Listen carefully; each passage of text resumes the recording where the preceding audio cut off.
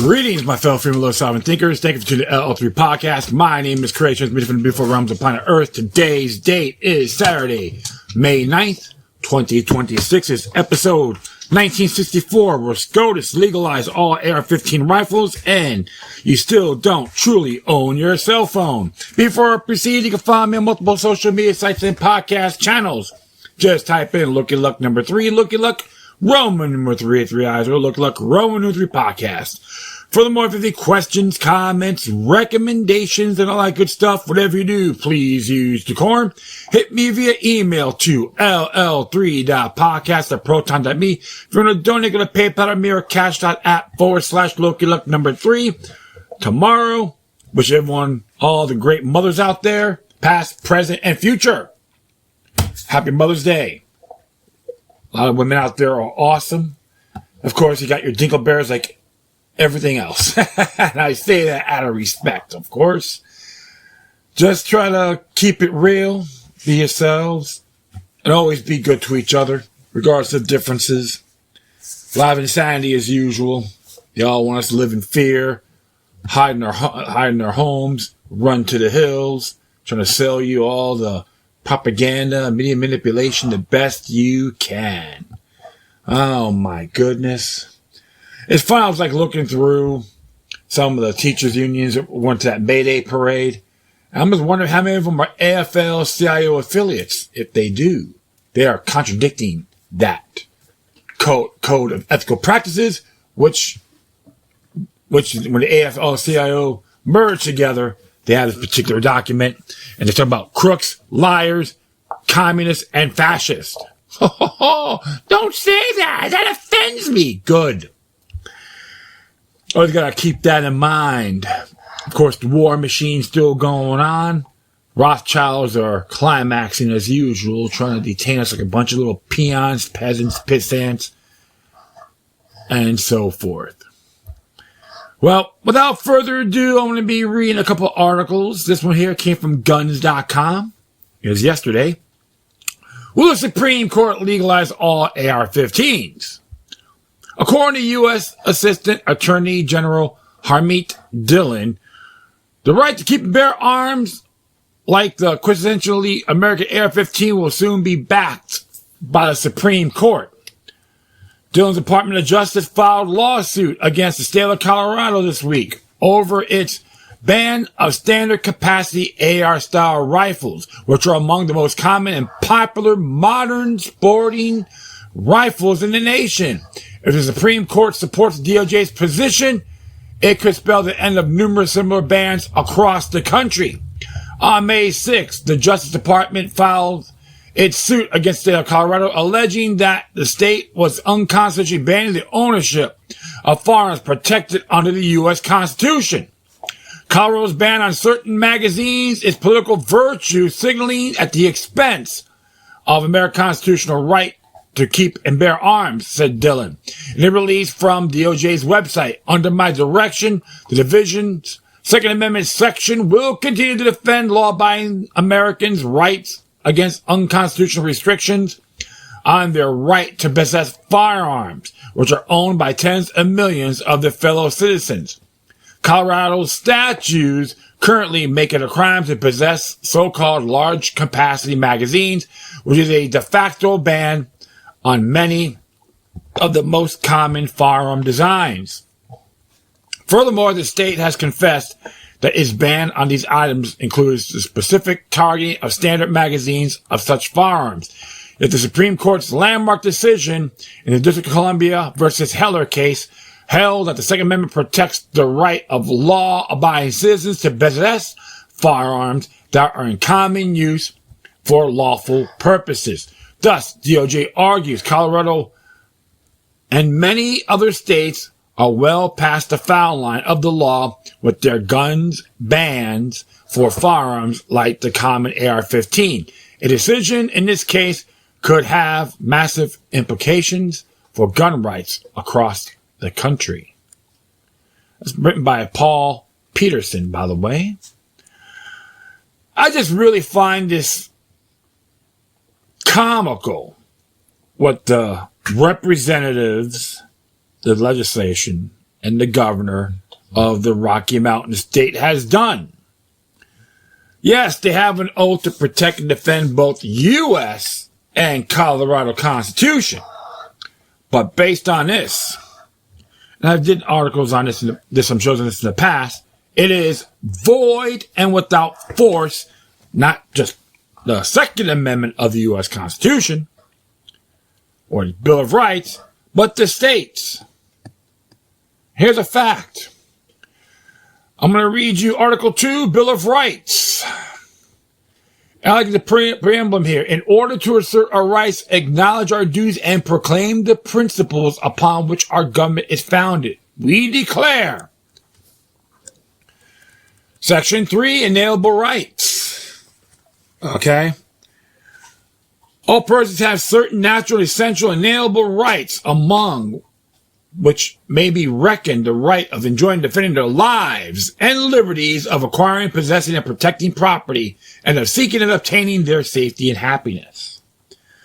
Now, I'm not going to, of course, get the searches and seizures law, which is Section 7. It's self-explanatory. And I dare call it treason under Section 9. Treason against the state can assist only in levying war against or in inheriting to its enemies, give them aid and comfort. No person can be convicted of treason unless the testimony of two witnesses to the same overt act or on his confession in open court. No person can be attainted of treason or felony by the General Assembly. Okay, so we'll leave it at that. The idea call it treason in Colorado. And let's see what Section 11 has to say. Ex post facto laws. No ex post facto law, no law impairing the obligation of contracts or retrospective in its operation or making any irrevocable grant of special privileges, franchises, or immunities shall be passed by the General Assembly. Well, that is firearm ban law on high capacity rifles. It's illegal, impairing contract, void, and without force. Of course, we hit Section 13.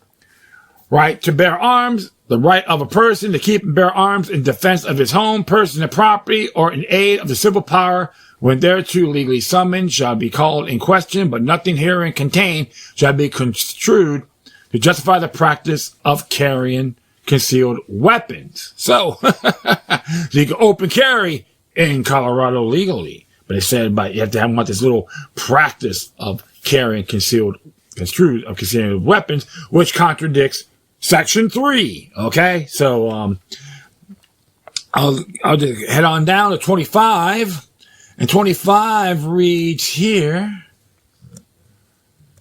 due process of law. No person shall be deprived of life, liberty, or property without due process of law, which is, you can say, a Fifth Amendment thing, of course. And 26, slavery prohibited.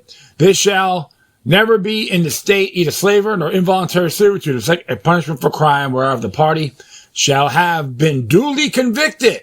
Oh, you know what's funny about that? So you don't want you to have that? That's an involuntary servitude, right? They want you to be slaves. And it's illegal in the state of Colorado. And we'll hit 28. Rights reserved, not disparaged. The enumeration in this Constitution of certain rights shall not be construed, to deny, impair, or disparage others retained by the people. What's that equivalent to? The Ninth Amendment. So, based on everything here, it is void and without force. But of course, the U.S. DOJ is going to use the federal court cases, the incorporation doctrine, and all that stuff.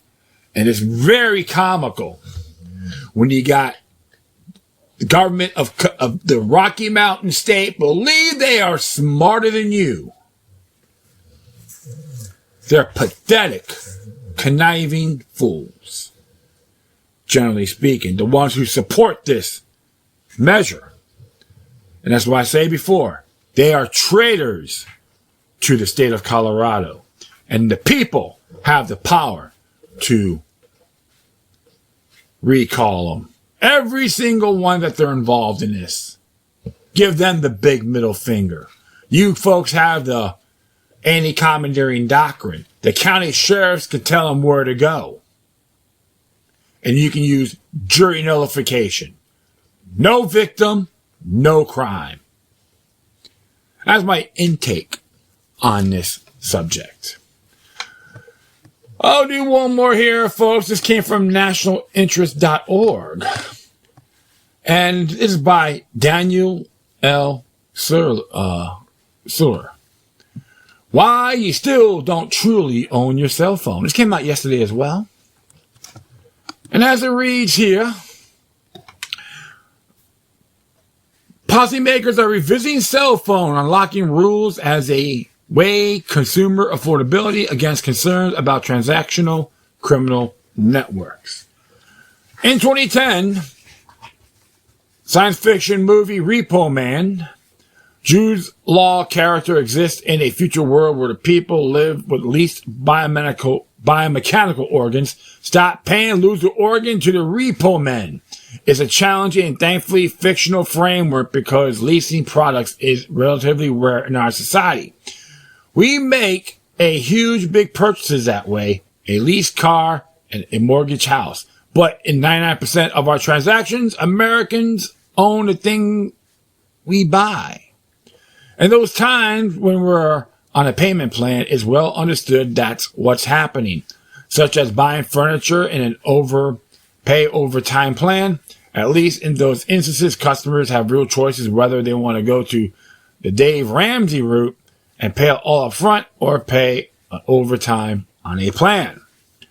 Cell phone ownership is less clear than consumer thinks. For many consumers, our cell phones feel at least as essential to life as certain lesser known organs. Yet, like the organs in the Repo Men movies, 99% of us don't actually own our cell phones in the way we typically use that term. Rather, the majority of consumers are on a pay overtime plan tied to their cell phone service. And perhaps even more outrageous, even if a consumer purchases their phone outright, they're still locked into a particular carrier for a period of time, usually a number for months. Once you own your phone, in other words, you still can't choose to move it from Verizon or T-Mobile, for instance, until you've waited a corporate designated number of weeks or even months. This system creates real customer confusion and frustration. The technical term for that reality is cell phone unlocking, when a consumer can switch a device between cell networks.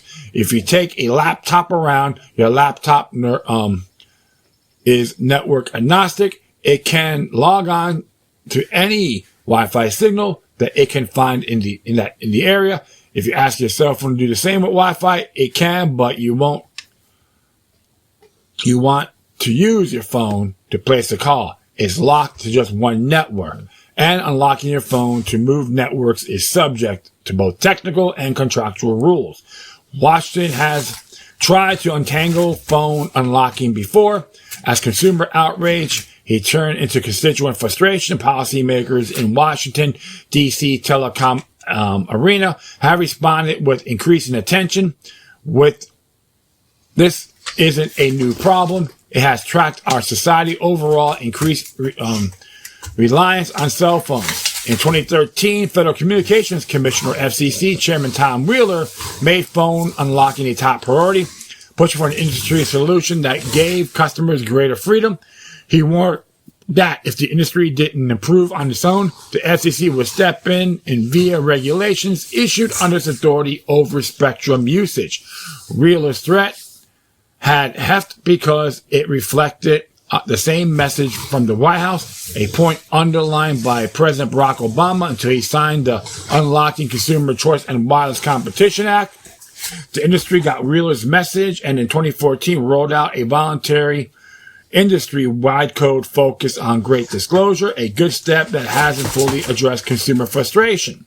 The FCC returned to the topic a decade later during the Biden administration when Chairwoman Jessica Rosell released a notice of proposed rulemaking NPRM to formalize standards for cell phone unlocking. The NPRM proposed a rule that would require all mobile wireless service providers to unlock a handset 60 days after the consumer's handset is activated with the provider. Though consumers could voluntarily agree to longer pay overtime contracts to purchase their phones, the proposed rule aims to create greater market flexibility for consumers to purchase phones and port them between carriers. Through proposed by the Commission's Democratic chair, the NPRM was approved on a bipartisan basis, including then Commissioner, now Chairman Brendan Carr, of course, and NPRM is only an invitation to public comment, not a final rule. Hundreds of consumers commented to the Commission, as did many industry players affected by the potential rule. The Verizon waiver reopened the cell phone unlocking debate. The FCC never adopted a final rule, but it did act recently to waive a special 60-day rule that had applied only to Verizon. Under a prior order, the FCC had required that Verizon unlock its phones. After a 60-day waiting period, the FCC withdrew that requirement in January 2026, allowing Verizon to operate in line with the industry's voluntary code. With that newfound freedom, Verizon still maintains a lock period of its paid off phones. The FCC mandate that Verizon unlock its phones after 60 days made its product a target for criminal enterprises anxious to get their hands on phones for a variety of nefarious purposes. Because Verizon easily unlocking compared to its competitors allow criminals to use its phones much faster. As the Commission explained in its order at the time, sophisticated criminal networks and everyday lawbreakers alike are running schemes to steal and fraudulently obtain smartphones, including from retail locations and individuals. On one way that carriers deter and prevent this type of fraudulent activity is to lock their phones, meaning they prevent the phones from being switched right away from the one network to another. Sorry about that. A 180-day standard for unlocking could balance consumer choice and crime prevention. That then is a difficult balancing act facing policymakers. A longer unlocking period makes it harder for criminal gangs to misuse phones by porting them between carriers, especially moving them overseas. On the other hand, a longer unlocking period also prevents legitimate American consumers from shopping around between carriers and to get the best service at the best price for a device they are theoretically already own. There is no reason or obvious solution to finding that balance, but policymakers and stakeholders seem to be coalescing around 180 days as a reasonable compromise. First, as the International Chief of Police said in an FCC filing, the primary concern arises during the initial period of activation. The goal is to prevent the rapid resale of devices obtained through fraudulent means by shipping them overseas. 60 days may not be enough to achieve that goal, but 180 days might need, and is compromise line suggested by the Internet and Television Association, or NCTA. It's only 6 month line currently used by AT&T and sought by Verizon under its newfound flexibility. T-Mobile locks phones for a full year. Perhaps this consensus across the industry sectors is why a recent letter from a trio of conservative U.S. senators also recommended a rural automatic unlocking at 180-day mark. As the Chairman Carr comes on the issue, he finds himself balancing two objectives at the core of the Trump administration. On the one hand, President Trump is tough on crime, back to blue politician with a strong support for law enforcement. Chairman Carr has adopted a similar emphasis on the FCC's role in supporting law enforcement, most notably through its initiative to fight illegal cell phones in prison. At the same time, the president has campaigned on promises of making food and other goods more affordable for American consumers. Chairman Carr has echoed that theme as well, frequently pointing out that cell phone plan prices are down from recent Biden-era highs. One way to further increase consumer choice and lower consumer costs is to grant greater consumer freedom when purchasing devices. The chairman's path through a morass may be to embrace the emerging consensus to draw a line that is longer than 60 days, thus closing the key window to vulnerability to transitional crime, while imposing a mark 3 and 6 months and still provides meaningful relief for consumers.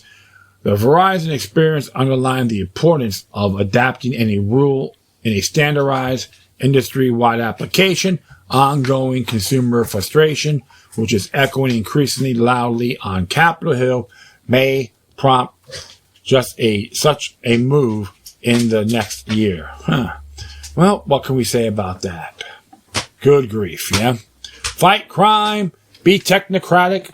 You can't have too much freedom and all that good stuff. But what can we say about? One thing I gotta say to you, my friends.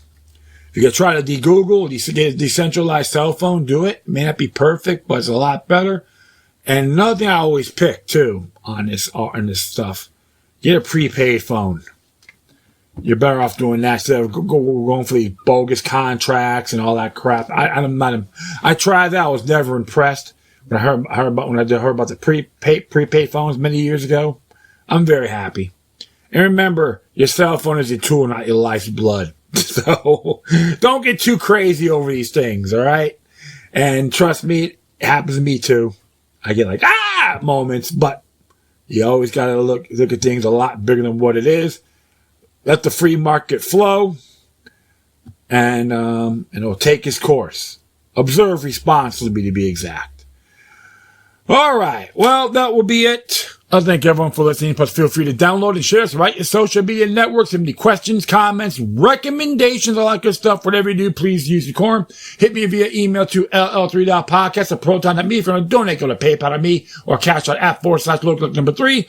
If you want to support guns.com or the national interest, do it. Pretty cool stuff. So, that would be all for now. Once again, thank you for your time. Plus, always remember that the maniac resistance is healthy for the soul and can liberate humanity. Till next time, take care of yourselves. Keep on spreading the love. And may your guardian spirits be with you.